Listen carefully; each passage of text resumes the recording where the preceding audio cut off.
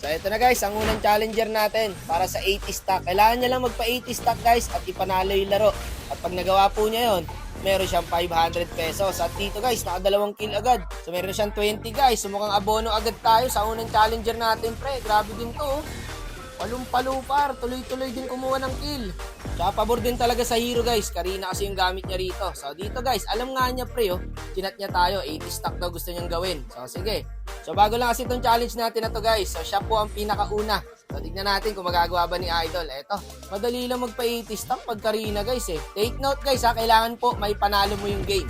Kasi kahit maka 80 stack ka, pero natalo kami, hindi mo makukuha ang 500 pesos. Kailangan maka 80 stack at mapanalo mo yung game. Okay guys, eto na. Ipapakita lang po natin yung full highlights kung paano niya tapusin ang 80 stack dito sa Skypiercer. So syempre guys, kakasimula pa lang po ng laro, no? So wala pa siyang Skypiercer dyan. So kahit kumuha siya ng kill, walang kwenta. Sayang nga lang po guys, kasi nakailang kills na po siya rito sa early pa lang. So naka 1 kill na siya, no? So eto, inubos pa niya dito pre, 2 kills, 3 kills. Triple kill sana to, kaso naka-yes ng tiyang eh. Patawarin mo ako. Kung di, tanga na para saan pa ginawa yung word na sorry kung di ka marunong magpatawad. So kung naka-Skypiercer na siya dun guys, nakailang stack na sana siya ron. Kasi 4 kills na siya eh.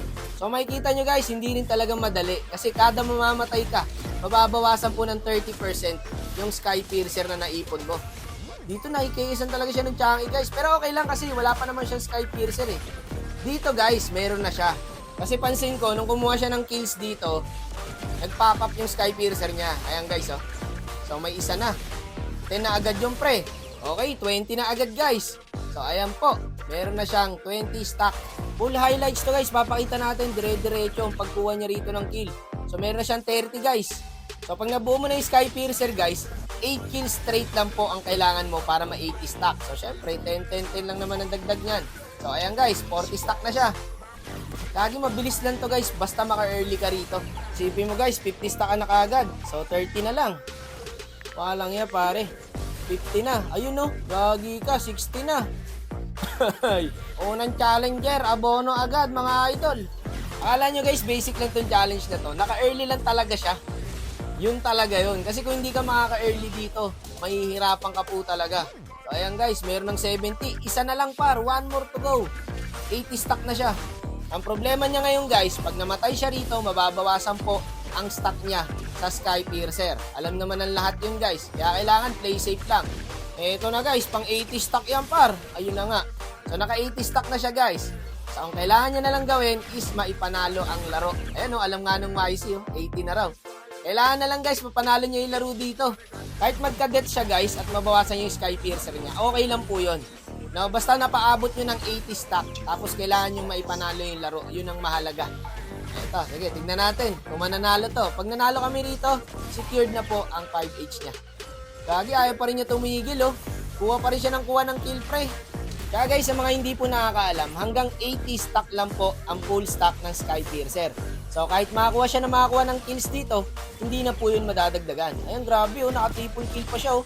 Manyak, gagi. Kung nadadagdagan pa yung stock ng Skypiercer guys, ilan na stock na ito?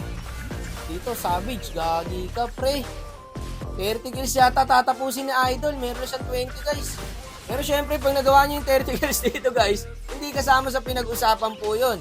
Malaki na ang premyo ng 30 kills mga idol. Nasa 5,800 na po. Balik ka kampi raw, sabi ng kalaban. Guys, ang napag-usapan na namin dito is 80 stock lang po at kailangan maipanalo yung laro. Ito, mukhang tapos na to eh. Wala na. Alam ko na to. Abono na tayo ng 500 guys. Sayang naman kasi guys, every time po na walang makakagawa is madadagdagan ng 50 ang ating premyo. So ayun, nagawa niya. So kita naman natin guys, umabot siya ng 80 stock at naipanalo po ang laro. So secured ang kanyang 5H. Ganun lang guys. Diba? So sa susunod na makakagawa is 500 pa rin po kasi may nakagawa agad eh. So ayun guys, may 5H na siya. Naglapag na siya ng G-Shock guys at syempre, isisend na natin sa kanya ang kanyang pabuya. Okay guys, para sa susunod na challenger natin, magsapatos ka na idol. Average. Hey.